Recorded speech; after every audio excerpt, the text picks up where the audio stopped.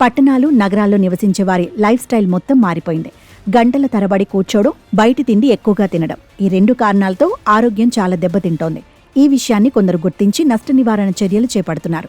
Healthy food వైపు చూస్తున్నారు. బాగా నచ్చే అనారోగ్యకర ఆహార పదార్థాలకు ప్రత్యామ్నాయాలను వెతుక్కుంటున్నారు.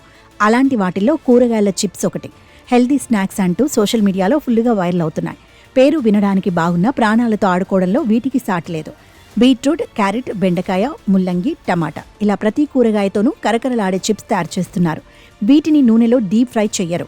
వాక్యూమ్ ఫ్రై, డీహైడ్రేషన్ పద్ధతుల్లో తయారు చేస్తారు. దీంతో చిప్స్ లవర్స్ అందరూ సూపర్ ఆప్షన్ కదా అంటూ తినేస్తున్నారు. మరి నిజంగా ఇవే మంచివేనా అంటే కొంచెం మాత్రమే మంచివే అంటున్నారు నిపుణులు. ఇప్పటి వరకు తిన్న చిప్స్తో పోలిస్తే కూరగాయల చిప్స్లో అనారోగ్యకరమైన ఫ్యాట్, క్యాలరీస్ తక్కువగా ఉంటాయి. కానీ ఎక్కువగా తింటే వీటితోనూ ముప్పు తప్పదని అంటున్నారు. ఎందుకంటే ఈ చిప్స్లో ఆయిల్ మాత్రమే ఉండదు. కానీ వాక్యూమ్ ఫ్రై, డీహైడ్రేషన్ పద్ధతుల్లో వీటిని తయారు చేయటం వల్ల ఇందులోని పోషకాలు తగ్గిపోతాయి. తగ్గితే తగ్గాయలే అనుకున్నా మరో నష్టం ఉంది.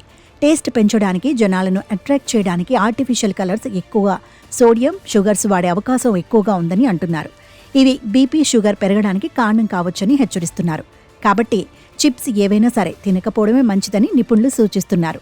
ఒకవేళ తప్పదు అనుకుంటే కూరగాయల చిప్స్ బెటర్ అంటున్నారు. అవి కూడా ఏది పడితే అది తినడానికి లేదంటున్నారు. కొనే ముందు తప్పకుండా తయారీలో ఎలాంటి పదార్థాలు వాడారో ప్యాకెట్ మీద చూసి కొనుగోలు చేయాలని చెబుతున్నారు. ముఖ్యంగా వాటిపై FSSAI సర్టిఫికేషన్ ఉందా అనేది చూసుకోమంటున్నారు. ఈ చిప్స్ ఎంత నచ్చినా ఎప్పుడో ఒకసారి, అది కూడా చాలా తక్కువ తినాలని చెబుతున్నారు. హెల్దీగా ఉండాలంటే మాత్రం తాజా కూరగాయలను వండుకొని తినాల్సిందేనని సూచిస్తున్నారు.